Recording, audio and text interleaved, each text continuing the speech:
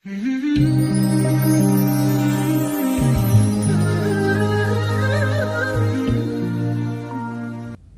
عليكم وقصة مرتنو محمد صلى الله عليه وسلم nin مئة oo yiri Allah waan xisaabin hadii uu xisaabiyo fadlan dhageyso oo ku sali nabiga sallallahu alayhi wasallam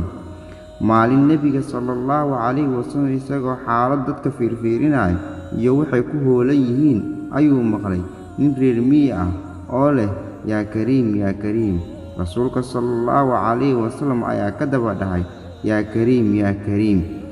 ninkii reer miyiga ahaa ayaa mar kale isna ku celiyay eraygii yaa kariim rasuulka sallallahu alayhi wasallam ayaa mar kale ka daba dhahay yaa kariim ninkii reer miyiga ahaa inta uu rasuulka sallallahu alayhi wasallam fiiriyay ayuu ku yiri ninkaagan wejiga furan ee qaabka qurxan leh in aan reer baadiye ahay darteeda miyaad iigu jeesjeesaysaa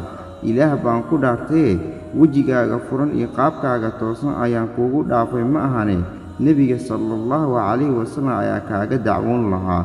rasuulka sallallahu alayhi wasallam inta uu dhowl cadeeyay ayuu ku yiri oo walaal ma taqaanaa rasuulkaaga wuxuu ninkii ku jawaabay maya laakiin waan rumeeyay mana arkin waan aaminay mana la kulmin rasuulka sallallahu alayhi wasallam ayaa ku yiri ogow in aan ahay rasuulkaagii adduunka iyo aakhiro ku shafeeco qaadayo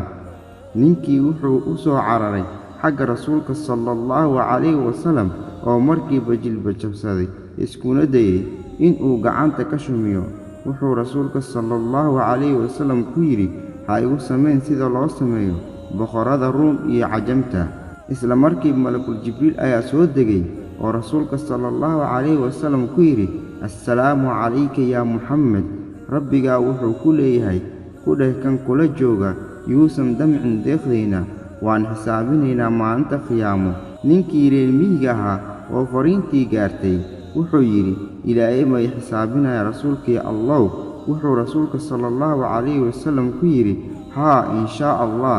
ninkii wuxuu yiri wallahi aduu xisaabiyo anigana waan xisaabinayaa rasuulka sallallahu alayhi wasallam ayaa ku yiri wala rabbiga maxaad ku xisaabinaysaa ninkii baa yiri haddii uu igu xisaabiyo dembigayga waxaan ku xisaabinayaa dembi dhaafkiisa haddii uu igu xisaabiyo bakhilnimadayda waxaan ku xisaabinayaa deeqsinimadiisa haddii uu igu xisaabiyo tabardaradayda waxaan ku xisaabinayaa awoodiisa rasuulka sallallahu alayhi wasallam wuu ooyay ilaa ay ilinta karkiisa ka qoyday